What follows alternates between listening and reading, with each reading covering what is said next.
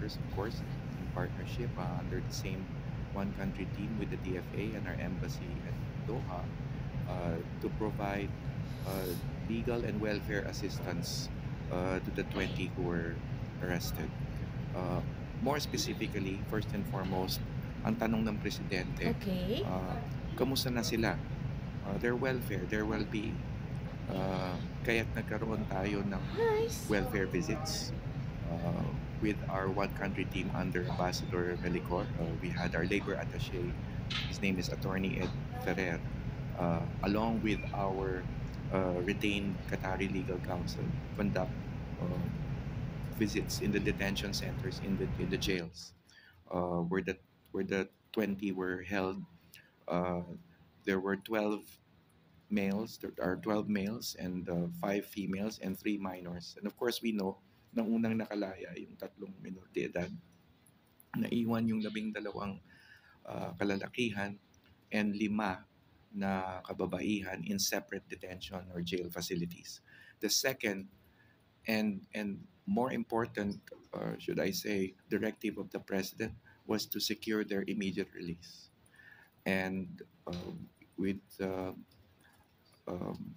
gladness, uh, we report today that, of course, based on the president's directive to secure the immediate release of the 17 who are still detained, the Qatari authorities, uh, in 2 separate batches, the males at around 2:30 a.m. Qatari time, and the females around 4 a.m. Qatari time, were provisionally released pending investigation. So this means they have uh, their liberty pending investigation. They're able to all go home to their respective homes in Qatar, in Doha, and able to spend time for themselves and their loved ones. But at the same time, since they are still subject to investigation, patuloy yung pinag-utos ng ating Pangulo na legal assistance, legal counsel, who will provide the necessary legal assistance to the 17 uh, who are still under investigation. No charges have been filed. In fact, the president, when he gave us instructions to secure immediate release, was pointing out the matter on whether or not charges had indeed been filed. And so our legal counsel in Qatar had put forward this point, and to the Qatari authorities. We're very, very thankful to the Qatari authorities, to the Qatari government, for allowing the provisional release of the 17 as the investigations proceed, and as directed by the president, as legal assistance and welfare assistance will continually be provided to the 17. So yun na lamang po. First question, Jinky Baticatos, IBC. Good afternoon po, Secretary. Sir, since it is provisional release pa lang po, what if po, sir, kapag may nakasuhan, what is the potential penalty?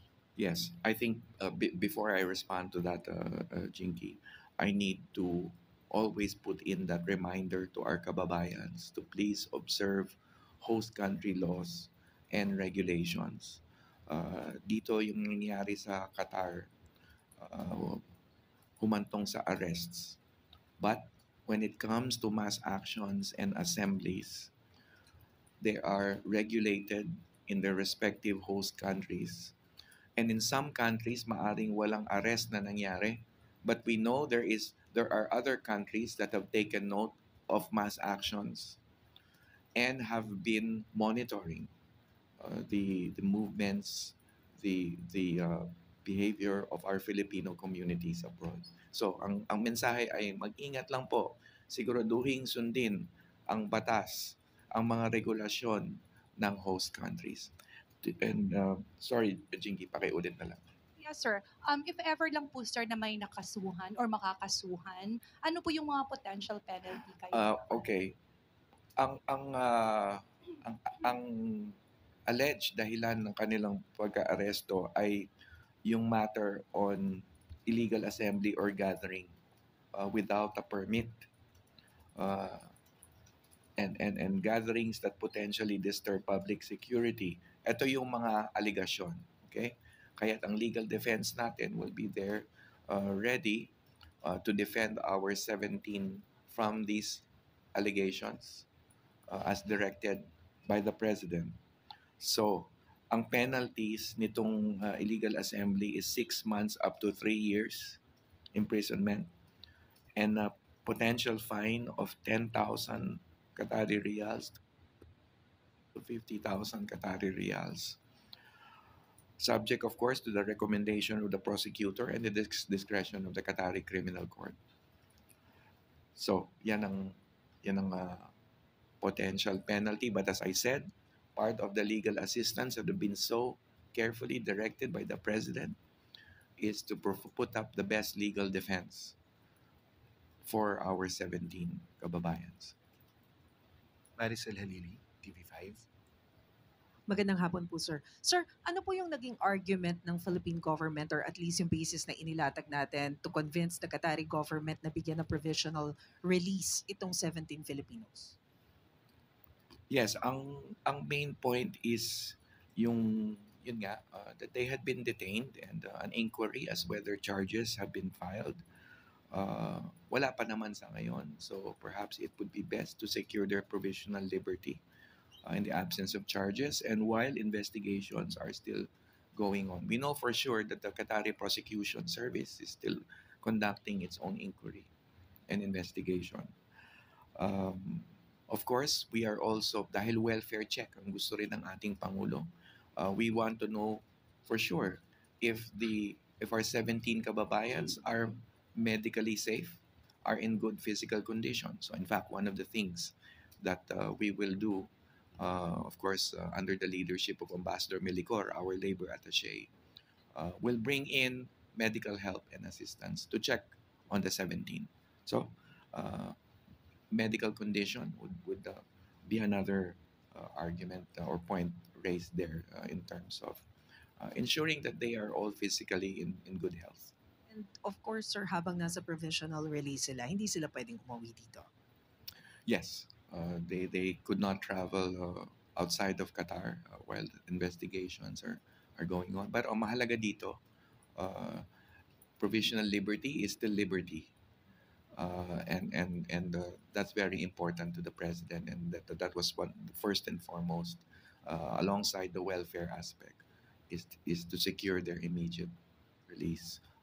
And sir, just so we can have an idea, usually po ba sa Qatar gaano kahaba yung procedure, yung mga legal procedure nila bago naglalabas ng decision yung korte? Well, we know for sure na sa Qatar ay mabilis naman ang dispensation ng justice ang mga proseso proceedings. I cannot just peg the exact timeline or date so as not to raise inaccurate expectations. But at this stage, rest assured, our legal counsel will also be there to look out for, among other things, yung speed, yung determination ng ultimate findings ng Qatari side para masettle once and for all, no? Yung kasong ito para sa kapakanan na rin ng ating mga kababayan. Tristan Nadalo, Newswatch Plus. Hi, Zach. Good morning. Hi, Good Tristan. afternoon. Sir, siguro po meron din kasing mga sentiments online no regarding dito sa 17 Filipinos na na-detain na alam naman nilang bawal yung pagsasagawa ng political protest or ng any demonstration and yet ginawa pa rin po. So nakausap na po ba natin sila on ano po ba yung explanation why they push through with that activity knowing na posible silang maput at risk? Yeah, meron ng mga pag-uusap. There were jail visits, no less than 5 jail visits. Again, as directed by the President, number one concern was the welfare side, well-being side. So in line with that, there were jail visits. But I can't get into details at this point. There is an attorney-client relationship that is confidential, and most of the conversations will be related to the legal defense to be foisted in behalf of our kababayan. So I hope you understand muna, hindi ko muna may divulge yung mga exchanges between our labor attaché, our legal counsel, and the OFWs. But right now, they are just given time to, again, rest and spend time and message and communicate with their families. But in due time, of course, Ambassador Melicor and Labor Attaché Ferrer will be meeting them.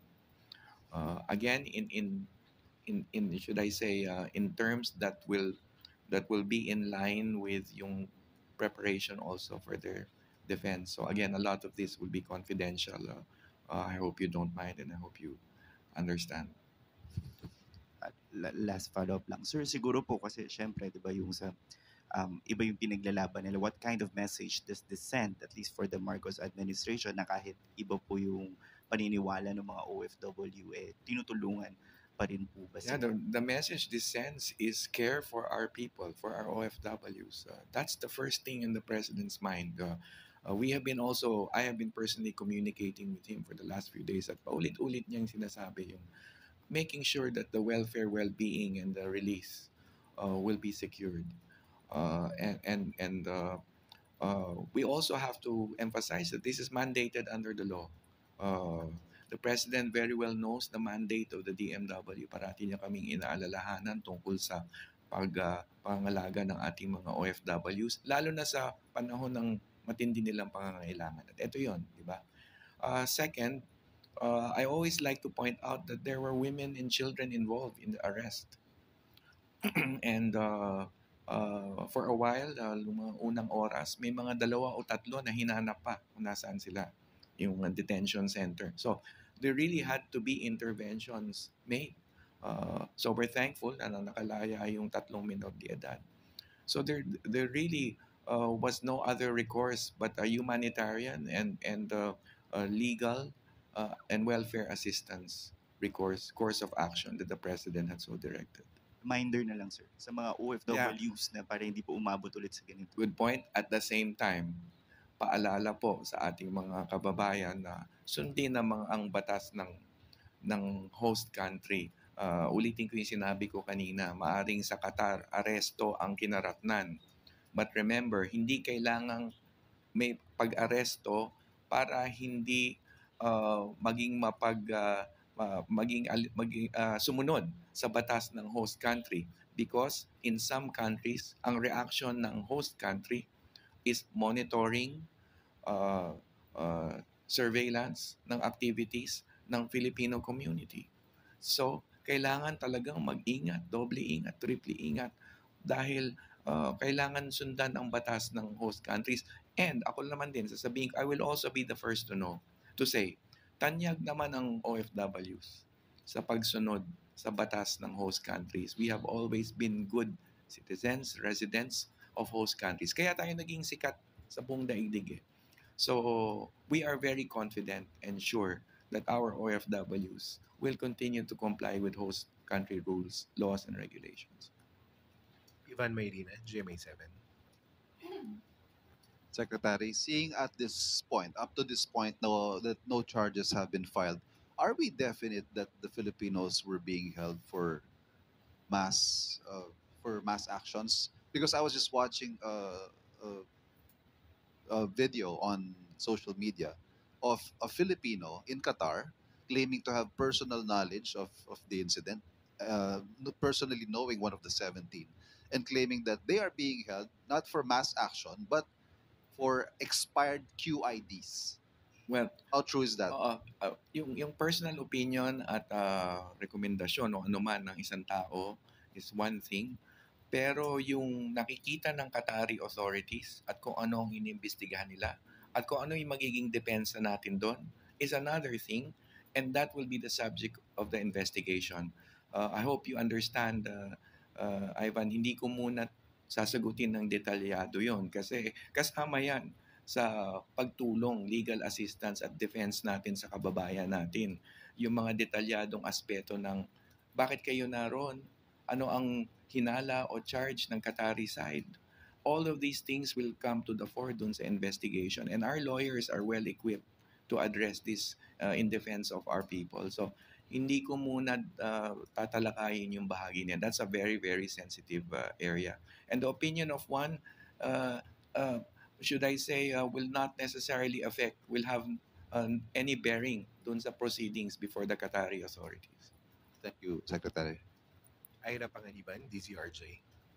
Sec, I was just going to ask, regardless of whatever happens in the case, whether it goes sideways, upwards or northwards, is it safe to assume that these people who were arrested will be told to leave Qatar? And how is the Philippine government going to- That in itself will be the subject of the investigation. So hindi ko pangungunahan ng investigasyon, hindi ko pangungunahan ng Qatari authorities, hindi ko pangungunahan yung firm legal defense that we will put up for our people. Pia Gutierrez, ABS-CBN. Sir, outside of their legal troubles, yung meron po ba sa kanilang nawalan ng employment because of the incident? And is the Philippine government ready to provide longer term na welfare assistance sa kanilang re-employment and repatriation if it comes to that? Wala pa tayong detalyeng alam sa ganung aspeto. But as you know, in the past, di ba, yung mga issues natin about airport delays here or disasters here that prevent our people from going abroad, nakahanda yung mga labor attaches natin, MWO personnel in tandem with the embassy, to reach out to the employers and explain, right, what happened and what could possibly happen if an OFW will, for instance, eventually be given another opportunity to work abroad or in the same host country. So, wala pa tayong detalye kung ano nangyari sa kanilang employment, but rest assured, our people on the ground will be there to do all they can in terms of reaching out to employers, in terms of how best we could work in the interest of maintaining the employment of our OFWs. Actually, not just for this case, but in general, right? Alam nyo na yan. Trabaho talaga ng labor attaches natin yun. Do you have more question for Secretary Kakla? Ano? Taiwan. Oh, what about Taiwan? I think sumagot na si CES doon, di ba? In case there's a need for massive... We will massive go by the statement by the good executive secretary that the Philippine government stands ready. Under the Marcos administration, we have met. We have been meeting to discuss the contingency plans. But having said that, we also would like to assure our OFWs and OFW families of the safety of their loved ones in Taiwan and anywhere in the world dahil handa naman ng Philippine government under the Marcos administration na tulungan sila. Thank you very much, Secretary Kakla. And maraming salamat.